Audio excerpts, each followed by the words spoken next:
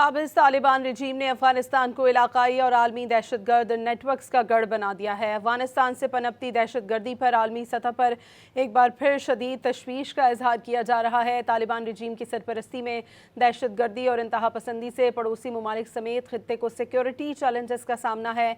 अक़वाम मुत्तहिदा में चीनी मंदूब सेनलई ने बैनुल अक़वामी अमन और सलामती को दरपेश खतरात से मुतालिक इजलास में कहा कि अफगानिस्तान में मौजूद दहशतगर्द तंजीमें अब भी हमसाया ममालिक के लिए संगीन खतरा हैं।